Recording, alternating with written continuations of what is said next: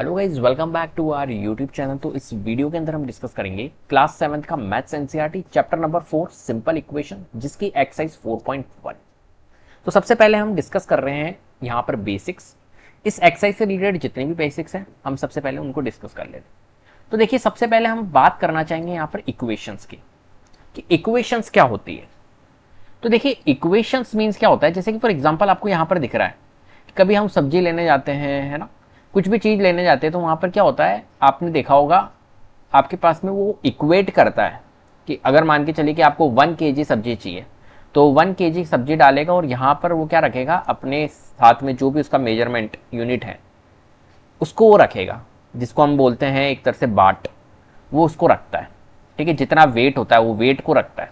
1 kg का wait है तो 1 kg का वेट रखेगा और यहाँ पर रखेगा आपकी सब्जी, और वो इक्वेट करके देखेगा उन दोनों को कि इक्वल है या नहीं है। बस इसी चीज को आपको समझना, यही इक्वेशन होती है। इक्वेशन मींस कि आपका एलएचएस और आरएचएस क्या होना चाहिए। जैसे कि हम कुछ भी चीज लेने जा रहे हैं तो वहां पर भी लेफ्ट हैंड साइड, जैसे कि यहाँ पर देखिए तराजू दिख रहा है आपको, तो ये एलएचएस है और ये आरएचएस है, तो ये दोनों क्या है हमारी इक्वल। देखो 4 + 1 5 होता है और यहाँ पर भी 5 है, तो एलएचएस और आरएचएस क्या इक्वल, जब जाके ये क्या है, इक्वेट है।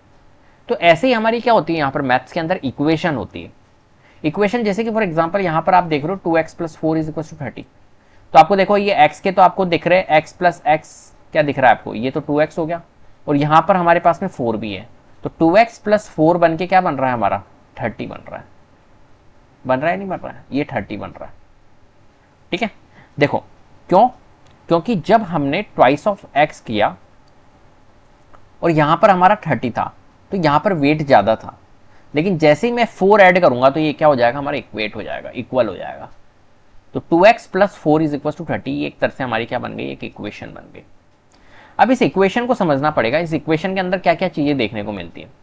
तो हमारे को देखो इक्वेशन में आपको एक तो दिख रहा है ये ऑपरेटर, आपको प्लस माइनस ऐसे ऑपरेटर हो सकते हैं। ठीक है, यहाँ पर देखो ये इक्वल ऑपरेटर आपको नजर आ रहा है, ये ऑपरेटर है।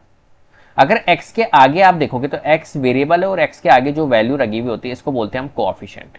ठीक है, अगर यहाँ पर आप समझना चाहो तो यहाँ पर देखिए ये जो 2 दिख रहा है x के आगे जो है, x तो आपका वेरिएबल चल ही रहा है यहाँ पर, तो इसको तो हम बोलेंगे वेरिएबल। ठीक है, प्लस जो है वो ऑपरेटर है। 9 जो है जिसके पास में वेरिएबल नहीं होता उसको हम क्या बोलते हैं, कॉन्स्टेंट बोलते हैं। इक्वल में आपका 24 है, ये भी हमारा क्या है, कॉन्स्टेंट है, इसके पास में वेरिएबल। लेकिन जिसके पास में वेरिएबल है तो ये तो वेरिएबल हुआ, और वेरिएबल के आगे जो वैल्यू लगी हुई होती है वो क्या होती है, हमारी कोएफिशिएंट होता है। अगर मैं यहाँ पर बात करूँ कि नंबर ऑफ टर्म्स यहाँ पर कितनी है, तो नंबर ऑफ टर्म्स अगर आप देखना चाहे यहाँ पर, तो देखो प्लस माइनस ही सेपरेट करती है टर्म्स को। तो देखो 2x आ गया, फिर प्लस आ गया, फिर ये एक 9 है, ये एक टर्म है, और 24 ये भी एक हमारी टर्म हो गई। तो टोटल नंबर ऑफ टर्म्स अगर हम देखें यहाँ पर 1 2 3 है। लेकिन जब आप इसको टर्म ट्रांसपोज करोगे तो ये एक तरह से 24 और 9 सॉल्व होकर एक ही टर्म बन जाएगा, तो टोटल नंबर ऑफ टर्म्स इस इक्वेशन के अंदर 2 होगी। क्लियर है। वैसे अगर इस सिचुएशन में मैं आपको समझाना चाहूं तो यहाँ पर टोटल नंबर ऑफ टर्म्स कितनी है, अभी यहाँ पर 3 है। क्लियर है बात। लेकिन वहीं अगर मैं देखो 2x और मैं यहाँ पर इक्वल नहीं लगाऊं, 2x + 9 ही लिखूं, सिर्फ ऑनली इक्वल टू 24 नहीं लिखूं, तो ये हमारी क्या होगी, एक एक्सप्रेशन होगी, ना कि इक्वेशन होगी। बात ध्यान रखना, अगर इक्वल में कुछ भी वैल्यू नहीं है इसका मतलब है कि ये एक्सप्रेशन है, ये इक्वेशन नहीं। क्लियर है बात।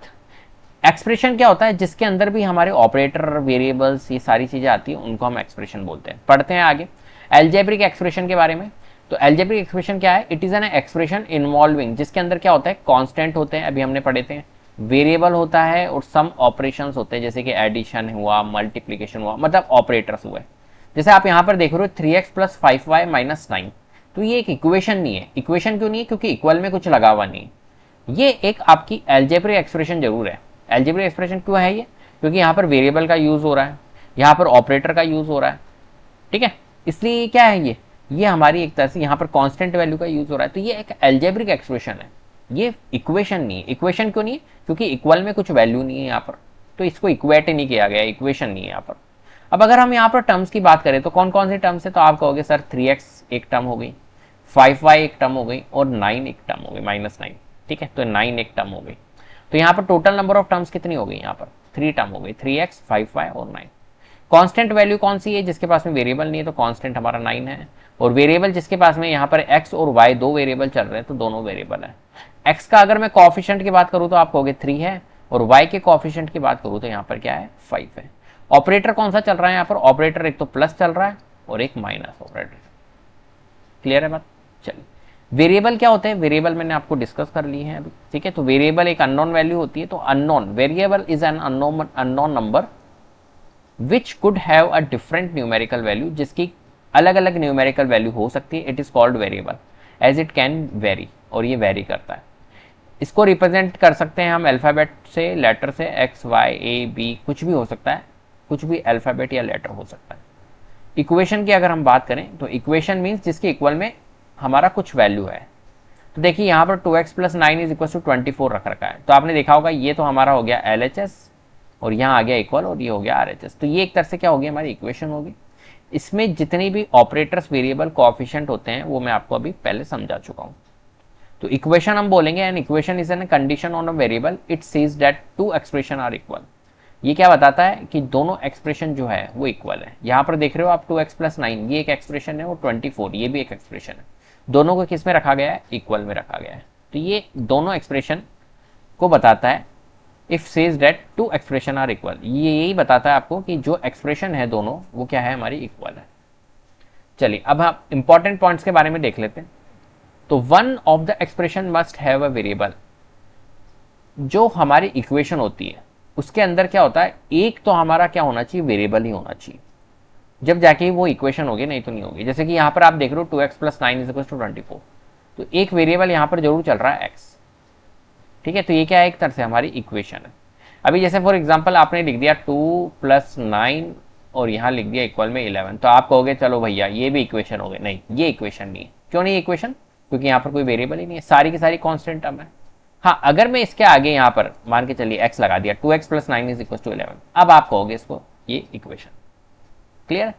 चलिए, LHS of the equation is equal to the RHS of the equation. जो LHS होती है वो RHS के इक्वल होती है इक्वेशन के अंदर, जब भी तो इक्वेट होगी। तो इक्वेशन के अंदर जो LHS होता है वो RHS के क्या होता है, इक्वल होता है। An expression does not have equality sign but an equation always an equality sign. Expression के अंदर अभी जैसा कि मैंने आपको बताया था, अगर मैं ऐसे लिख दूं 2x + 9 ओनली, तो ये इक्वेशन नहीं है, ये एक्सप्रेशन है। लेकिन वहीं अगर इक्वल में मैंने कुछ वैल्यू रख दी, यहाँ पर मान के चलिए कि 11 रख दी, तो अब ये इक्वेशन बन गई। तो कोई भी एक्सप्रेशन है ना, उसके पास में इक्वलिटी साइन नहीं होता है, लेकिन इक्वेशन के पास में इक्वलिटी साइन होता है। If we interchange the position of the expression from LHS to RHS और vice versa, the equation remains the same. जैसे कि फॉर एग्जाम्पल मैंने लिखा 5x + 7 = 2। अब मैं इस 2 को तो इधर ले आता हूँ और 5x + 7 को उधर ले आता हूँ, मतलब कुल मिला के LHS को RHS, RHS को LHS। तो ये दोनों की दोनों सेम होगी, इनमें कोई चेंजेस नहीं होगा, ठीक है। जब वैल्यू आप निकालोगे यहाँ पर x की, अभी हम निकालना सीखेंगे कैसे निकालते हैं, तो इनमें कोई आपको वेरिएशन देखने को नहीं मिलेगा, सेम वैल्यू निकलेगी। तो 5x + 7 = 2 बोलो, या 2 = 5x + 7 बोलो, बात क्या है हमारी, सेम है, कुछ भी डिफरेंस नहीं है। क्लियर है। चलिए आगे बढ़ते हैं। The solution of an equation, solution देख लेते हैं हम कैसे निकालते हैं। यहां पर देखिए x + 11 = 35। x + 11 जो है वो इक्वल है हमारा किसके, 35 के। तो मैं सबसे पहले तो क्या करता हूँ, x रख लेता हूँ और 11 को ट्रांसपोज करता हूँ, तो ये क्या हो जाएगा हमारा 35 - 11। देखिए जो ये मेथड मैं आपको बता रहा हूँ, ये बता रहा हूँ मैं ट्रांसपोजिंग मेथड। कौन सा मेथड, ट्रांसपोजिंग। दो मेथड यहाँ पर डिस्कस करूंगा मैं, दोनों मेथड आपको आने चाहिए। एक तो मैं बताऊंगा आपको ट्रांसपोजिंग मेथड, और एक मैं आपको यहां पर बता देता हूं कौन सा मेथड, बैलेंसिंग मेथड। एक मैं आपको बैलेंसिंग मेथड बता दूं, एलिमिनेशन जिसको आप कह सकते हो। कैसे, देखो x = 35 - 11 हमने ट्रांसपोज किया। ट्रांसपोजिंग मेथड में आपको कुछ चीजें याद रखनी है, क्या कि जब भी अगर आपका प्लस ट्रांसपोज होगा तो माइनस में कन्वर्ट होगा, माइनस अगर ट्रांसपोज होगा तो प्लस में कन्वर्ट होगा, मल्टीप्लाई अगर ट्रांसपोज होगा तो डिवीजन में कन्वर्ट होगा, और डिवीजन अगर ट्रांसपोज होगा तो मल्टीप्लाई में कन्वर्ट। क्लियर है। अब देखिए यहाँ पर x + 11 = 35 है, तो हमने +11 को हमने जब ट्रांसपोज किया तो ये -11 हो गया। तो x की वैल्यू हमारी कितनी आ जाएगी, 35 में से 11 लेस करेंगे तो हमारा कितना आ जाएगा, 24। कितना आ जाएगा, 24। तो 24 हमारा क्या आ गया, एक तरह से इसका आंसर आ गया। तो x की वैल्यू हमारी निकल चुकी है कितनी, 24। वहीं अगर हम बैलेंसिंग मेथड का यूज करें तो बैलेंसिंग मेथड में क्या होता है, जैसे कि यहां पर क्वेश्चन था हमारे पास में x plus 11 is equal to 35। ठीक है, तो बैलेंसिंग में हम क्या करते हैं, यहां पर बैलेंस करने की कोशिश करते हैं, एलिमिनेशन लगाएंगे। यहां पर बैलेंसिंग मेथड आप कहो या एलिमिनेशन आप बोलो, बात एक ही है। तो एलिमिनेशन हम यहां पर लगाएंगे। कैसे एलिमिनेशन लगाते हैं, जैसे यहां पर देखिए x प्लस 11 है, तो यहां पर x के साथ में जो भी वैल्यू है ना उसको एलिमिनेट करना होता है। अब वो एलिमिनेशन कैसे लगेगा, देखो एलिमिनेशन लग सकता है जैसे प्लस 11 है, इस प्लस 11 को आपको एलिमिनेट करना है, तो आप क्या करो माइनस 11 कर दो। तो आपको पता है प्लस 11 से माइनस 11 रिड्यूस हो जाएगा, जीरो हो जाएगा। लेकिन आपने LHS में अगर माइनस 11 अपनी तरफ से किया तो आपको RHS में भी करना पड़ेगा, तो 35 माइनस 11, इसी चीज को हम कहते हैं बैलेंस करना। ठीक है, तो x प्लस 11 माइनस 11, तो 11 माइनस 11 तो क्या हो जाएगा, जीरो, तो x ही हो जाएगा। और 35 माइनस 11 करेंगे तो कितना आएगा, 24। इसे कहते हैं हम बैलेंसिंग मेथड। तो ये दो तरीके होते हैं हमारे को किसी भी इक्वेशन को बैलेंस करना, या तो आप ट्रांसपोज कर लो या आप इसको क्या कर लो, एलिमिनेशन प्रोसेस करके बैलेंस कर लो। क्लियर है बात। तो ये दो तरीके से हम इक्वेशन को सॉल्व करेंगे। अब देखिए यहाँ पर एक और एग्जाम्पल हमने रखा है, 25y इज इक्वल टू 125। तो यहाँ पर देखो 25 और y इन दोनों के बीच में क्या है, मल्टीप्लीकेशन है। और जब भी मल्टीप्लीकेशन ट्रांसपोज होगा, मैं ट्रांसपोज मेथड से बता देता हूँ सबसे पहले, तो जब भी अगर मल्टीप्लीकेशन ट्रांसपोज होगा तो क्या होगा, डिवीजन में जाएगा। तो y इज इक्वल टू 25 को हम जब ट्रांसपोज करेंगे तो किस में जाएगा, डिवीजन में जाएगा। ये डिवीजन हो गया। अब 25 1 जा 25 और 25 4 जा 100 होता है, 25 5 जा 125 होता है। तो y की वैल्यू कितनी आ गई हमारी, 5 आ गई। क्लियर है। वहीं अगर मैं इसको किस मेथड से करूं, बैलेंसिंग मेथड से, मतलब एलिमिनेशन से, तो क्या कर सकते हैं, देखो 25y इज इक्वल टू 125। अब ध्यान रखना, इस 25 को कैसे रिड्यूस कर सकता हूं बताओ। तो आप कहोगे सर इस 25 को आप ऐसे रिड्यूस कर सकते हो कि डिवाइडेड बाय 25 कर दो। जैसे यहाँ पर 25y तो है ही, आप कहोगे सर 25 डिवाइड कर दो, तो 25 से 25 रिड्यूस हो जाएगा। मैंने कहा बिल्कुल। लेकिन LHS में अगर आप डिवाइड कर रहे हो तो RHS में भी करोगे, जी हाँ सर बिल्कुल करेंगे। तो ये करते, तो 25 से 25 रिड्यूस हो गया, तो ये हो गया y इज इक्वल टू, अब इसको आप रिड्यूस कर दो तो ये हो गया 6। तो y की वैल्यू हो गई 6। क्लियर है बात। चलिए आगे बढ़ते हैं। अब क्वेश्चंस करेंगे जब आप चीजों को समझोगे। ये लीजिए क्वेश्चन नंबर फर्स्ट है हमारे पास में। आपको क्या करना है, complete the last column of the table. ये जो कॉलम आपको नजर आ रहा है, ये वाला कॉलम, ये वाला, ठीक है, इस कॉलम को आपको क्या करना है, फिल्ड करना है। ठीक है, तो कर लेते हैं। देखिए यहाँ पर इक्वेशन आपको दी हुई है, वैल्यू दी हुई है, तो x plus 3 is equal to 0 और वैल्यू आपको कहा है कि भाई x की वैल्यू 3 है। तो आपको बताना है कि इक्वेशन सेटिस्फाइड कर रही है। तो यहाँ पर मैं इसके लिए कर देता हूँ कि आपको दिया हुआ है x plus 3 is equal to 0 और आपको क्या बोल रखा है, ये जो x की वैल्यू है वो क्या है, 3 है। तो x में मैं क्या करूंगा, सबसे पहले 3 पुट करूंगा। तो 3 plus 3 is equal to 0। x में मैंने क्या करा, 3 पुट किया। देखो तो x में जब मैं 3 पुट करूंगा तो कितना आएगा, 3 प्लस 3 इज इक्वल टू 0। तो 3 प्लस 3 कितना होता है, 6। क्या 6 जो है वो 0 के इक्वल है। आपका LHS जो है वो RHS के इक्वल आ रहा है। कुल मिला के आपको क्या करना है, बस पुट करना है। तो LHS आपका RHS के इक्वल आ रहा है क्या, नहीं। तो आप क्या कहोगे, नहीं ये सेटिस्फाइड नहीं कर रहा है, नो। वहीं अगर हम x plus 3 is equal to 0 और x की वैल्यू आपके बार 0 रखते हैं, तो यहां पर हम क्या करेंगे, आपकी बार यही है x plus 3 is equal to 0, बस x की जगह पे हम क्या रखेंगे, आपकी बार यहां पर रखेंगे 0।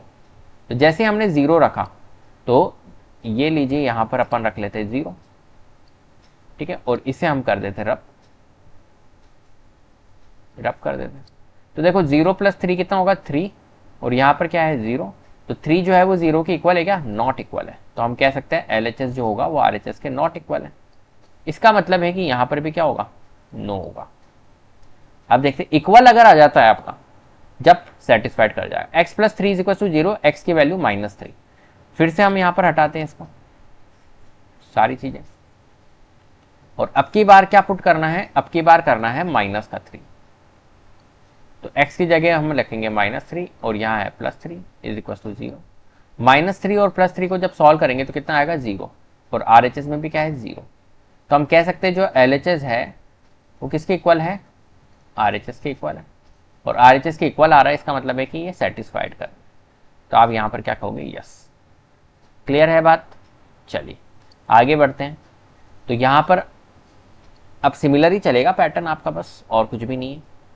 क्या है हमारे पास में, x minus 7 is equal to 1 और x की वैल्यू आपको दे रखी है 7, तो हम x की वैल्यू क्या रखेंगे 7 माइनस 7 और इक्वल टू में है 1।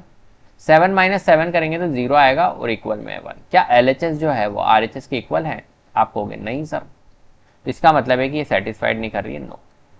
ऐसे ही x minus 7 is equal to 1 है और x की वैल्यू 8 है। अब आप यहीं पे देखो करके, ठीक है, बार बार करने की कोशिश मत करो। x की वैल्यू 8 है, जब x की जगह पे 8 रखोगे तो 8 माइनस 7 क्या होगा, मन में सोचो 1 आएगा और इक्वल में भी हमारा 1 है, इसका मतलब है कि ये सेटिस्फाइड कर रहा है, तो यस।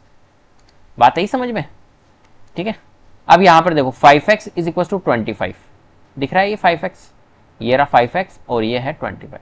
जब x में आप 0 पुट करोगे तो देखो x में अगर आप यहाँ पर 0 पुट करोगे, यहाँ x में अगर आप 0 पुट करोगे तो 0 इंटू 5 क्या होगा 0 और इक्वल में क्या है 25, तो ये सेटिस्फाइड ही नहीं कर रहा है, नॉट इक्वल। ऐसे 5x is equal to 25, x में आपकी बार 5 रखो तो ये 5 है और फिर x में आप 5 रखोगे तो 5 इंटू 5 कितना हो जाएगा 25, यहाँ पर क्या हो जाएगा 25 और इक्वल में क्या दे रखा है 25 दिया हुआ है, इसका मतलब है कि ये LHS और RHS इक्वल है, ये सेटिस्फाइड कर रहा है। अब नेक्स्ट वाला क्वेश्चन देखिए, 5x इज इक्वल टू 25, इसको देख लेते हैं। x की वैल्यू क्या रखनी है -5, तो x में अब जब -5 रखूंगा तो 5x की वैल्यू कितनी आ जाएगी माइनस का 25 और RHS में क्या है इक्वल टू 25 प्लस 25, तो क्या -25 जो है वो +25 के इक्वल है क्या? आप कहोगे नो, तो ये गलत है। m/3, m डिवाइडेड बाय 3 जो है इज इक्वल टू 2 है, तो m की जगह पे मैं क्या रखूंगा, m की जगह पे मैं रखूंगा -6, तो जब -6 डिवाइड बाय 3 करूंगा तो आंसर क्या आएगा -2 आएगा। अब RHS में आपको पॉजिटिव 2 दे रखा है तो ये सेटिस्फाइड ही नहीं कर रहा है, तो यहाँ पर आप क्या लिखोगे नो। फिर देखिए यहाँ पर m divided by 3 is equal to 2 और m की वैल्यू 0 दे रखी है, तो m में अगर मैं 0 पुट करता हूँ तो 0 डिवाइडेड बाय 3 क्या हमारा RHS में आपको दे रखा है 2, तो 0 divide by 3 is equal to 2 है क्या? नहीं, 0 डिवाइड बाय 3 होता है 0, तो 0 इज इक्वल टू 2 तो होता ही नहीं है, तो ये भी हमारी सेटिस्फाइड नहीं करेगी। m divide by 3 is equal to 2 और m की वैल्यू रखनी है हमारे को 6, तो यहाँ पर m की जगह पे हम रखेंगे 6, 3 1 जा 3, 3 2 जा 6, तो LHS में आ रहा है हमारा सॉल्व होके 2 और RHS में हमारे को क्या दे रखा है यहाँ पर 2 दे रखा है, इसका मतलब है कि LHS और RHS इक्वल हो गया, इसका मतलब है कि ये सेटिस्फाइड है बस। तो आपको यस नो के फॉर्म में ही इसका आंसर देना था। क्लियर है बात? चलिए आगे बढ़ते हैं क्वेश्चन नंबर 2 की ओर। क्वेश्चन नंबर 2 है, check whether the value given in the brackets is a solution to the given equation और नॉट। आपको यहाँ पर बताना है कि जो ब्रैकेट के अंदर आपको क्या दे रखे हैं, सोल्यूशन दिए हुए, ये इसके सोल्यूशन है या नहीं है, ये आपको बताना है। जैसे कि फर्स्ट वाला पार्ट है हमारा ए वाला part, n + 5 is equal to 19 और n की वैल्यू इसने बोला है 1, तो अब क्या करेंगे, n की वैल्यू 1 पुट करके देखेंगे और अगर n की वैल्यू पुट 1 हो रही है और LHS और RHS इक्वल आ रहा है, इसका मतलब है कि वो जो सोल्यूशन आपको दिए हुए सेटिस्फाइड कर रहे हैं। तो हम यहाँ पर कर लेते हैं वैल्यू को पुट, तो हम लिख लेंगे putting n is equal to 1 in LHS, LHS में हम रख लेते हैं, तो n में जब आप 1 रखोगे तो 1 + 5 इज इक्वल टू 19, तो 1 + 5 तो 6 होता है और इक्वल में है 19, तो क्या इक्वल नहीं है ना, LHS जो है वो नॉट इक्वल है RHS के। अगर नॉट इक्वल है इसका मतलब है कि n इज इक्वल टू 1 जो है हम लिख सकते हैं n is equal to 1 is not द solution of given equation। Clear है? चलिए सेकंड पार्ट कर लेते हैं, बी पार्ट। बी पार्ट है 7n + 5 इज इक्वल टू 19 और n की वैल्यू दी हुई है इसने -2, तो यहाँ पर रख लेते हैं n की वैल्यू -2, तो देखो 7, ठीक है, LHS में रखेंगे हम, लैंग्वेज लिख सकते हैं putting n is equal to -2 in LHS। ये वाली जो लैंग्वेज लिखी ना मैंने, ये लैंग्वेज आप यहाँ कॉपी कर सकते हो, ठीक है। बस n की जगह पे आपको -2 रखना है और फिर हम पुट कर लेंगे। तो देखो 7 इंटू n की जगह पे -2 रखना है plus 5 is equal to 19। 7 into -2 करेंगे तो कितना आएगा हमारा -14 plus 5 is equal to 19। -14 plus 5 करेंगे तो कितना आएगा -9 इज इक्वल टू 9। क्या आपका LHS RHS के इक्वल है? आप कहोगे नहीं सर, बिल्कुल भी इक्वल नहीं है। तो ये हमारा क्या हो गया, गलत हो गया। तो ये LHS और RHS ये दोनों नहीं है। तो हम क्या कहेंगे एंड में, हम जैसे ये इक्वेशन रखी हमने लिखी है वैसे ही हमें यहाँ पर लिखना होगा स्टेटमेंट कि n जो है वो -2 पॉसिबल नहीं है। तो n is equal to -2 is not the solution of given equation, ऐसा हमको यहाँ पर लिखना होगा। क्लियर है बात? चलिए बढ़ते हैं आगे नेक्स्ट क्वेश्चन की ओर। नेक्स्ट पार्ट क्या है हमारा इस क्वेश्चन का, इसको मैं रब कर रहा हूँ, ठीक है, स्पेस नहीं है इतना। नेक्स्ट क्वेश्चन क्या है भाई, सी पार्ट है हमारे पास में। 7n plus 5 is equal to 19, n is equal to 2। तो n की जगह पे 2 पुट करना है बस, और कुछ नहीं है। तो 7 into 2 plus 5 is equal to 19। 7 into 2 कितना होगा 14 plus 5 is equal to 19। 14 plus 5 19 होता है और इक्वल में भी 19 आ रहा है। इसका मतलब है कि आपका LHS जो है वो RHS के क्या कर गया, सेटिस्फाइड कर गया। तो हम कह सकते हैं कि भाई जो n इज इक्वल टू 2 होगा, कह सकते हैं ना। तो देयरफॉर हम लिखेंगे therefore n is equal to 2 the the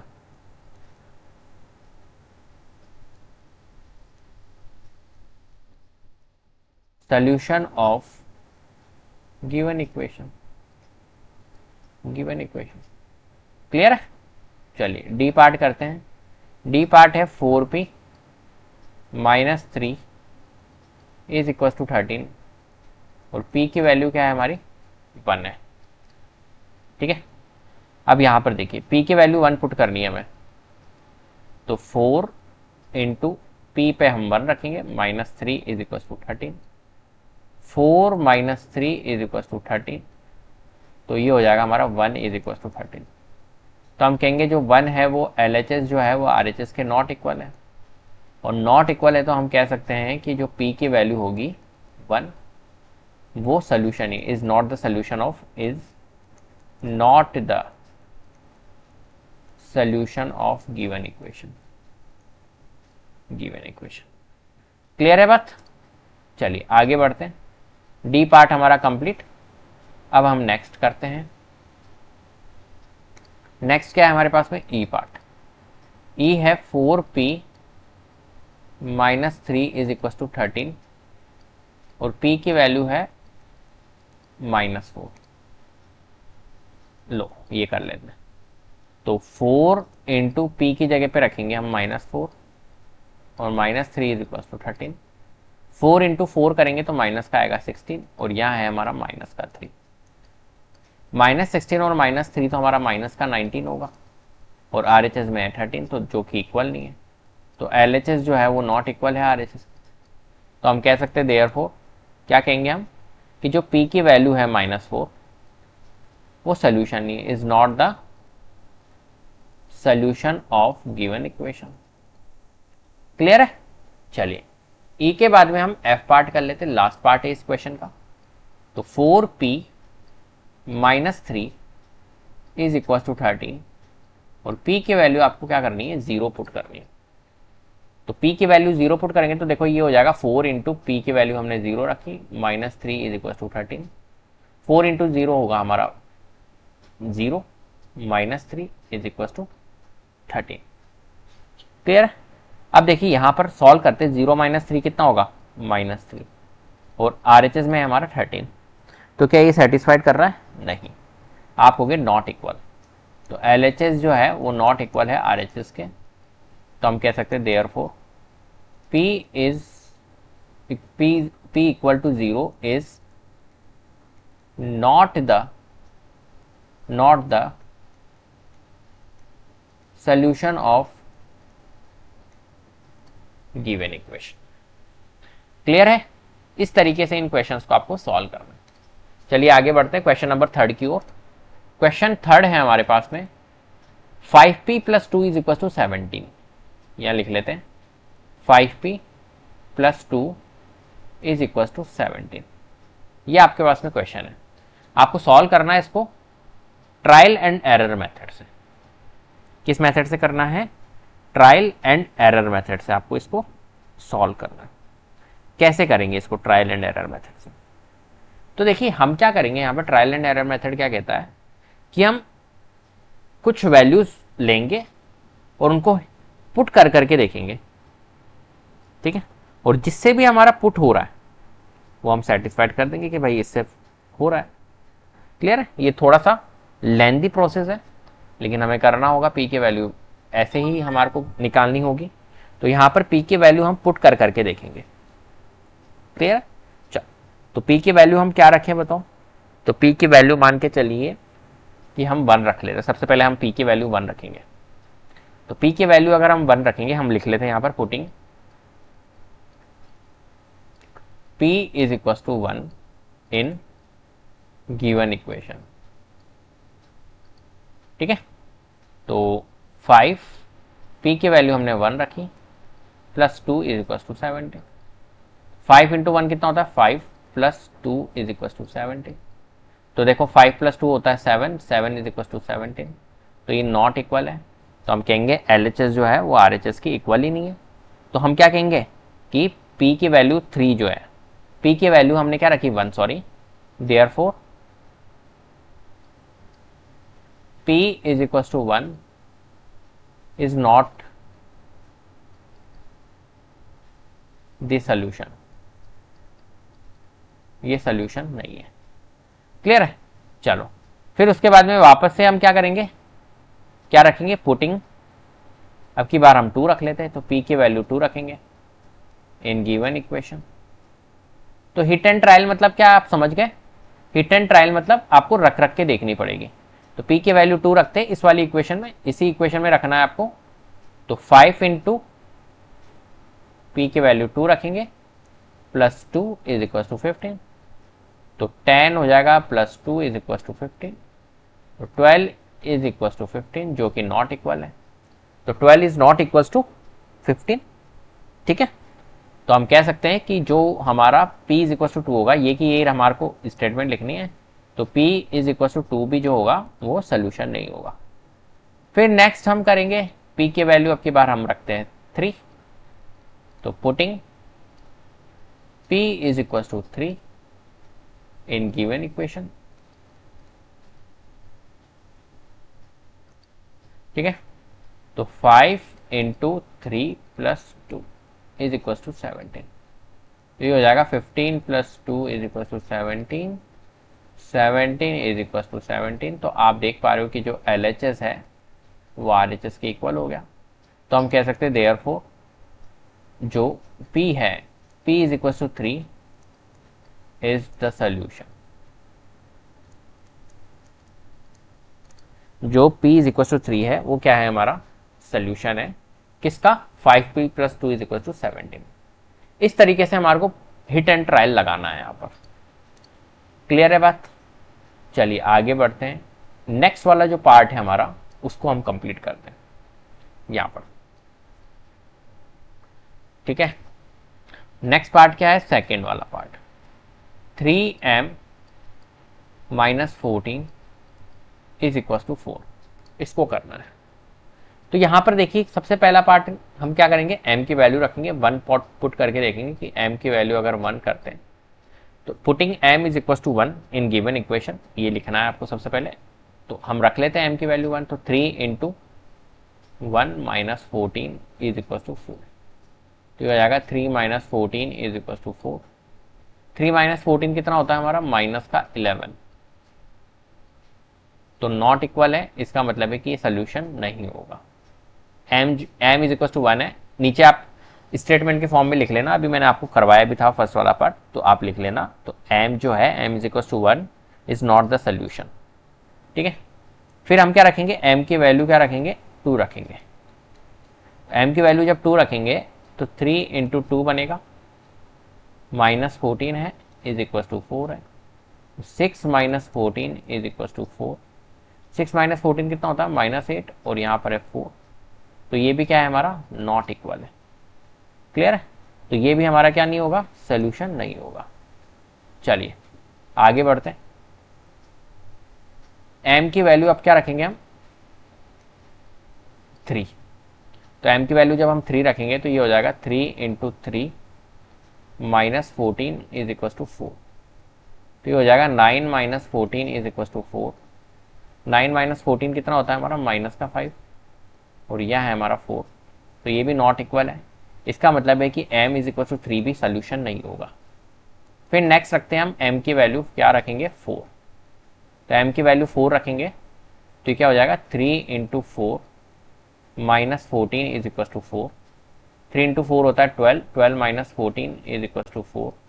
12 minus 14 करेंगे तो ये हो जाएगा -2 इज इक्वल टू 4। तो ये भी नॉट इक्वल है। इसका मतलब है कि ये भी हमारा सोल्यूशन नहीं होगा। नेक्स्ट हम करेंगे m की वैल्यू 5। तो m की वैल्यू रखते हैं अब की बार 5। तो देखो 5 जब हम रखेंगे तो 5 इंटू 3 इंटू 5 होगा, 3 इंटू 5 होगा, -14 इज इक्वल टू 4। तो 15 माइनस 14 इज इक्वल टू 4। तो 1 आएगा और यहाँ पर आएगा 4। तो LHS जो है वो RHS के भी इक्वल नहीं है। इसका मतलब है कि ये भी हमारा सोल्यूशन नहीं होगा। फिर m की वैल्यू रखेंगे हम 6। तो ये हो जाएगा हमारा 3 into 6 minus 14 is equal to 4। 3 into 6 करेंगे तो कितना आएगा? 18 minus 14 is equal to 4। 18 minus 14 होता है 4, और यहाँ पर भी हमारा 4। तो हम कह सकते हैं जो LHS है वो RHS के इक्वल है। तो हम कहेंगे देयरफॉर जो m इज इक्वल टू 6 है वो क्या है हमारा? Is the solution, is the solution. m is equal to 6 जो होगा वो सोल्यूशन। ऐसे आपको हिट एंड ट्रायल करना है यहाँ पर। क्लियर है बात? चलिए आगे बढ़ते हैं क्वेश्चन नंबर 4 की ओर। क्वेश्चन नंबर 4 क्या है हमारे पास में? Right equation for the following statement. यहां पर आपको क्या करना है? ये जो स्टेटमेंट आपको गिवन है, यहां पर ये जो स्टेटमेंट दिख रही है आपको, इन स्टेटमेंट को आपको क्या करना है? इक्वेशन के फॉर्म में लिखना है। कैसे लिखेंगे? तो यहां पर देखिए सबसे पहला फर्स्ट वाला पार्ट है हमारे पास में। जो फर्स्ट पार्ट है हमारे पास में, the sum of numbers x and 4 is 9। क्या बोल रहा है ये? कि जो x और 4 है उसका सम। तो देखो इक्वेशन कैसे बनानी है आपको। The sum of the number x and 4, तो दो नंबर है कौन? x और 4, उनका सम वो क्या है? 9 है। तो एक नंबर x है, एक नंबर 4 है, और इन दोनों नंबर का सम, सम मतलब प्लस, वो क्या दिया हुआ है? 9। जो रिजल्ट दिया हुआ है वो क्या होता है? इक्वल में होता है 9। ये बन गई हमारी इक्वेशन। बस ऐसे करना होता है हमारे को यहाँ पर। ठीक है। सेकेंड पार्ट, सेकेंड पार्ट क्या है? 2 सब्ट्रैक्टेड फ्रॉम y इज 8। इस ये जो इज होता है ना, ये जो इज होता है इसका मतलब होता है इक्वल। तो जहां पर इज आ गया वहां इक्वल। देखो अभी मैंने यहां पर यही किया, इज मतलब यहां पर इक्वल लगा दिया। अब यहां पर समझना, देखो 2 सब्ट्रैक्टेड फ्रॉम y, तो 2 सब्ट्रैक्टेड फ्रॉम y अगर आप लिखोगे तो y में से 2 को सब्ट्रैक्ट किया गया तो पहले y आएगा, फिर -2 आएगा, फिर बोला इसने इज 8। इज 8 मतलब इक्वल टू 8। क्लियर है? चलिए थर्ड पार्ट करते हैं। थर्ड पार्ट क्या है? 10 टाइम्स a इज 70। ठीक है, a का 10 टाइम्स, तो ये लिखा मैंने 10 टाइम्स। 10 टाइम्स मतलब होता है मल्टीप्लाई। तो 10 times a, 10 times a, 10 into a is मतलब होता है इक्वल टू 70। ये लिख दिया हमने 70। बन गई हमारी थर्ड। फोर्थ देखिए, the number b divided by 5 give 6। जो नंबर b है उसको डिवाइड किया जाता है 5 से, तो मैं लिख लेता हूं यहाँ पर b को डिवाइड किया जा रहा है 5 से। ये लीजिए b डिवाइड बाय 5, और हमारे को क्या मिलता है रिजल्ट में? 6, गिव 6। तो ये लिख दिया मैंने 6। तो ये रिजल्ट हमें मिल गया। ठीक है, तो जैसा बोल रहा है वैसे आप इक्वेशन बनाते जाओ। 3/4 ऑफ t इज 15। किसका? t का 3/4। तो हमने लिखा 3/4। 3/4 मतलब होता है 3/4। 3/4 ऑफ t, किसका? ऑफ। इस ऑफ का मतलब होता है, ध्यान रखना, ये जो ऑफ आता है ना, ऑफ, इसका मतलब होता है मल्टीप्लाई। तो 3/4 ऑफ किसका? t का। तो मैंने लिख लिया t का। 3/4 ऑफ t इज कितना होगा? 15। ये लीजिए 15। क्लियर है? सिक्स्थ वाला पार्ट देखिए, 7 times m plus 7 gets you 70। 7, तो 7 टाइम्स m, तो 7 टाइम्स m करूंगा तो 7 टाइम्स मतलब मल्टीप्लाई m, 7 टाइम्स m, ठीक है, प्लस 7, इसमें भी प्लस करना है हमारे को 7, इसने कहा है प्लस 7, गेट्स यू मतलब इक्वल में आएगा, क्या आएगा 77। ये बन गई हमारी इक्वेशन। क्लियर है? सेवेंथ पार्ट देखिए, 1/4 of a number x, 1/4 of a number x minus 4 gives 4। तो 1/4 लिख लेते हैं, 1/4 ऑफ अ नंबर x, किसका? x का। तो 1/4 ऑफ x, ठीक है, माइनस 4, फिर इसमें माइनस किया गया 4, और गिव्स हमें क्या मिला है? 4, ये मिल गया 4, तो ये बन गया हमारा 4। क्लियर है?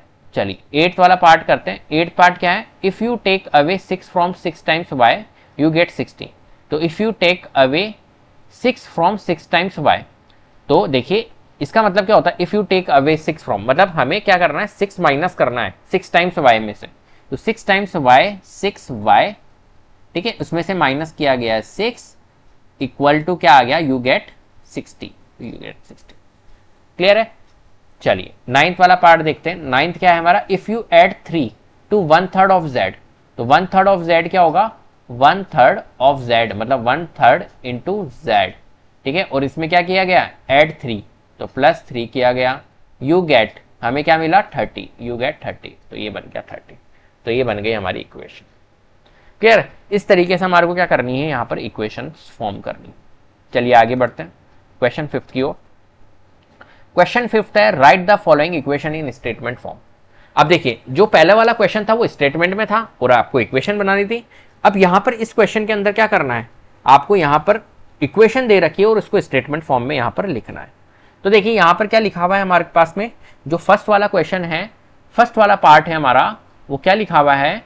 p + 4 is equal to 15।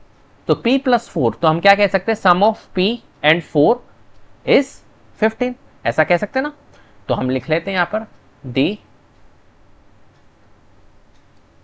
Some of number p and 4 is 15। बहुत इजी है। चलिए second part, m - 7 is equal to 3। तो देखिए क्या क्या कह रहा है कि 7 को सब्ट्रैक्ट किया गया m में से, तो हम क्या लिख सकते हैं? 7 सब्ट्रैक्टेड फ्रॉम, किस में से किया गया? m में से। तो 7 सब्ट्रैक्टेड फ्रॉम m इज क्या आएगा? 3, ठीक है, 7 subtracted from m is 3। Third part देखिए, 2m इज इक्वल टू 7, जो 2m है वो 7 के इक्वल है, तो हम क्या लिख सकते हैं? 2 टाइम्स m इज 7। जो m का 2 टाइम्स होगा वो क्या है हमारा? 7 है, तो 2 टाइम्स m इज 7। m/5, यहां पर देखिए m divided by 5 is equal to 3 लिखा हुआ है, तो m डिवाइडेड बाय 5 मतलब क्या हो गया? 1/5, ठीक है। यहां हम कह सकते हैं कि भाई m जो है वो डिवाइडेड बाय 5 है और हमारे को क्या मिल रहा है? 3। तो द नंबर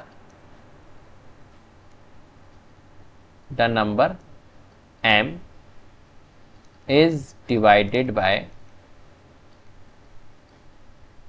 5 और क्या मिला? गिव्स 3। क्लियर है? चलिए 5th वाला देखिए, 3m divided by 5 is equal to 6। तो 3m डिवाइडेड बाय 5, देखो 3m ऐसे लिखा हुआ है, 3m divided by 5 is equal to 6। इस वाली सिचुएशन को मैं ऐसे भी लिख सकता हूँ ना, 3/5 और यहाँ पर m मतलब into m is equal to 6, बात एक ही है। तो एक तरह से क्या कहना चाह रहा है? 3/5 ऑफ m, 3/5 ऑफ m, ठीक है। तो हम लिखेंगे यहाँ पर 3/5 of the number m is क्या बनेगा? 6, ठीक है। चलिए 6 वाला पार्ट देखिए, 3p + 4 इज इक्वल टू 25। तो 3p मतलब 3 टाइम्स p, तो हम लिखेंगे यहां पर 3 times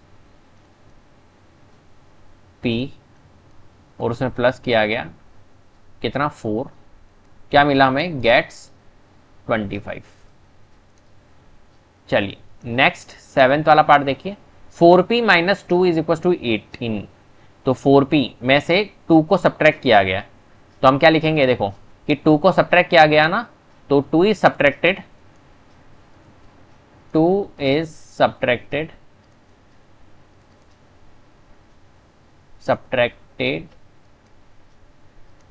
from the number 4p gives 18। ठीक है, चलिए 8th देखते हैं। p by 2 plus 2 is equal to 8। तो p बाई 2 प्लस 2 मतलब 2 को ऐड किया गया, तो हम क्या लिखेंगे यहाँ पर, 2 को ऐड किया गया। देखो इसको समझाता हूँ मैं, ये ऐसे लिखा हुआ है p बाई 2 प्लस 2। तो यहाँ पर इस सिचुएशन को मैं ऐसे भी लिख सकता हूँ ना, हाफ ऑफ p। बताओ p बाई 2 जो होता है वो हाफ ऑफ p भी तो होगा, तो हाफ ऑफ p लिख सकता हूँ। तो हाफ ऑफ p प्लस 2, ठीक है। तो हम क्या लिख सकते हैं यहाँ पर, इफ यू एडेड 2, देखो ऐड किया गया, 2 ऐड किया गया ना, तो इफ यू एडेड 2, किस में ऐड किया गया, 2 हाफ ऑफ p, ठीक है। और हमें क्या मिला, यू गेट 8। क्या मिल रहा है हमें, 8 में। इस तरीके से आप स्टेटमेंट के फॉर्म में इनको सॉल्व कर सकते हो। चलिए आगे बढ़ते हैं। नेक्स्ट क्वेश्चन इस एक्सरसाइज का लास्ट क्वेश्चन है। Setup an equation in the following cases. यहाँ पर इनको क्या करना है, आपको इन इक्वेशंस के फॉर्म में लिखना है। आपको ये स्टेटमेंट लिखी हुई है और इनको आपको स्टेटमेंट को इक्वेशन के फॉर्म में लिखना है। तो देखिए यहाँ पर इक्वेशन हम रीड करते हैं। Irfan says that he has 7 marbles more than 5 times the marble Parmeet has। Irfan has 37 marbles और आपको m टेक करना है नंबर ऑफ परमीत मार्बल्स। देखिए क्या बोला गया है, Irfan says that he has, Irfan ने कहा कि भाई उसके पास में 7 marble more than 5 times the marble Parmeet has. जितनी परमीत के पास में मार्बल है उसका 5 टाइम्स का 7 मोर देन मार्बल इरफान के पास में, ऐसा कहा जा रहा है। और इरफान के लिए कहा गया है कि इरफान के पास में कितना मार्बल है, 37 मार्बल। 37 क्या आएगा, हमारे इक्वल में आएगा, ठीक है। और एम को क्या लेना है कि परमीत के पास में जितनी मार्बल है उसको लेना है आपको। तो हम लिख सकते हैं let M be the number of Parmeet marble, कि भाई परमीत के पास में जितनी मार्बल है उसको हमने क्या मान लिया, m मान लिया। अब इक्वेशन देखो, इस स्टेटमेंट ने कहा हमारे को कि भाई इरफान कह रहा है कि he has 7 marble more than 5 times the Parmeet has. Parmeet के पास में जितनी मार्बल है, तो परमीत के पास में m मार्बल है। तो हम क्या इक्वेशन बनाएंगे कि भाई परमीत के पास में m मार्बल तो है, m का 5 टाइम्स करेंगे तो 5m बनेगा, 5 इंटू m या 5m, ठीक है। और ऐड किया गया 7, और वो किसके पास में थी, इरफान के पास में थी। और इरफान के पास में कितनी मार्बल थी, 37, इक्वल टू में 37। बताओ ऐसी इक्वेशन बनेगी इसकी, ऐसी इक्वेशन बनेगी ना जब आपने इसको पढ़ा। Irfan says that he has 7 marbles more than 5 times the marble Parmeet has. तो परमीत का हमने हम ले लिया क्या यहाँ पर, m। तो m का 5 टाइम्स प्लस 7 मोर देन है तो 7 इज इक्वल टू जितनी इरफान के पास में मार्बल है, इरफान के पास में 37 है, 37। ये इक्वेशन हमारी यहाँ पर बनेगी। सेकेंड देखिए, Lakshmi's father is 49 year old. He is 4 year older than 3 times Lakshmi's age. Take Lakshmi's age be y year. देखिए लक्ष्मी के फादर की एज 49 ईयर है, ठीक है। He is 4 year older than 3 times Lakshmi age. और जो लक्ष्मी के फादर की एज है ना, उसके बारे में बता रहा है कि जो उनकी एज है वो 4 year older than 3 times Lakshmi age. Lakshmi की एज का 3 टाइम्स भी कर दो और उनसे 4 ईयर ज़्यादा भी है, 3 टाइम करने के बाद में 4 ईयर बड़े भी है। तो हम क्या बनाएंगे कि भाई लक्ष्मी की एज को हमने क्या मान लिया, यहाँ पर बोल रखा है y ले लो, तो let Lakshmi age be y year, ठीक है। तो हमारी इक्वेशन क्या बनेगी, जैसा मैंने बताया लक्ष्मी की एज का 3 टाइम्स तो 3y, ठीक है। और उसमें 4 ईयर ओल्डर मतलब प्लस 4 इज इक्वल टू कौन है, लक्ष्मी के फादर। लक्ष्मी के फादर की एज क्या है, 49, ठीक है। तो 3y प्लस 4 जो है वो 49 के क्या होगा यहाँ पर इक्विवेलेंट होगा। चलिए, इस तरीके से हमारे को यहाँ पर इक्वेशन बनानी बहुत ईजी होती है। The teacher tells the class that the highest marks obtained by a student in her class are twice the lowest mark plus 7। The highest score is 87। चलिए देखो, टीचर ने बताया कि भाई जो हाईएस्ट मार्क है, हाईएस्ट जो मार्क्स है वो twice the lowest marks plus 7 है। मतलब लोवेस्ट मार्क्स का ट्वाइस कर लो और प्लस 7 कर लो, वो उतने हाईएस्ट मार्क है हमारे। तो हम क्या कर लेते, लेट कर लेते लोवेस्ट मार्क। तो लेट लोवेस्ट मार्क भी कितना लेना है यहाँ पर, एल। तो क्या बोला इसने कि जो लोवेस्ट मार्क का ट्वाइस और प्लस 7 भी कर लो। तो ट्वाइस कर लो 2l कर लो, हमने 2l लिया, और प्लस 7 भी कर लो, उतना है हमारा हाईएस्ट मार्क। तो हाईएस्ट मार्क हमारे को दिया हुआ भी 87, तो इक्वल में हम रख लेंगे 87। तो 12 प्लस 7 जो है वो इक्वल होंगे 87 के। फोर्थ देखिए, in an isosceles triangle the vertex angle is twice either base angle, let the base angle be. अब देखो आइसोसेलेस ट्राइंगल कैसा होता है, पहले मैं समझा देता हूं इसको कि आइसोसेलेस ट्राइंगल जो होता है वो ऐसे होता है, जिसके अंदर क्या होता है हमारा, ये वाला एंगल और ये वाला एंगल इक्वल होता है, और ये वाली साइड और ये वाली साइड इक्वल होती है। और ये साइड होने का मतलब है कि ये दोनों एंगल भी हमारे बेस एंगल क्या होते हैं, इक्वल, और ये अनइक्वल होता है। क्लियर है, ये साइड अलग होती है और ये दोनों साइड्स इक्वल होती है। ऐसे हमारे जो बेस एंगल होते हैं वो क्या होते हैं, इक्वल होते हैं आइसोसेलेस ट्राइंगल के अंदर। ठीक है, तो इसने कहा है जो आइसोसेलेस ट्राइंगल है उसके अंदर वर्टेक्स एंगल जो है, वर्टेक्स एंगल कौन सा होता है, ये वाला। तो जो वर्टेक्स एंगल है वो ट्वाइस है बेस एंगल के। तो देखो जो बेस एंगल है वो ये है, तो मैं बेस एंगल को क्या मान लेता हूँ, एक तरफ से बेस एंगल को हम मान लेते हैं x, या यहाँ पर इसने बोला है बेस एंगल को b मानना, तो b मान लेता हूँ। तो देखो ये अगर b है तो ये भी b होगा, और ये तो अलग है। तो देखो अभी आपको बताया इसने कि जो ये वाला एंगल है वर्टेक्स एंगल, वो बेस एंगल का ट्वाइस है। तो अगर बेस एंगल b है तो ये ट्वाइस होके क्या हो जाएगा, बेस एंगल का ट्वाइस, मतलब ये 2b हो जाएगा। चलिए, अब इसने क्या बोला है, in isosceles the vertex angle is twice either base angle. तो आपको इसकी इक्वेशन ही बनानी है। ठीक है, तो अब बताओ इसकी इक्वेशन क्या बनेगी। तो इसकी इक्वेशन बनेगी कि हमने ट्रायंगल बना दिया और ट्रायंगल की एंगल सम प्रॉपर्टी क्या होती है, 180 डिग्री। तो हम कह सकते हैं कि जो b है प्लस b है प्लस 2b है वो किसके इक्वल होगा, 180 के। एंगल के सारे एंगल्स ले लिए ना हमने ट्रायंगल के, और सारे एंगल का ट्रायंगल का सम क्या होता है, 180 डिग्री। तो इसकी जो इक्वेशन बनेगी वो यही तो बनेगी। तो हम सबसे पहले तो क्या करेंगे, लेट द बेस एंगल, हम बेस एंगल ले लेते हैं, base angle of isosceles triangle, isosceles triangle be. So हमारा वर्टेक्स एंगल जो होगा वो कितना हो जाएगा, 2b हो जाएगा।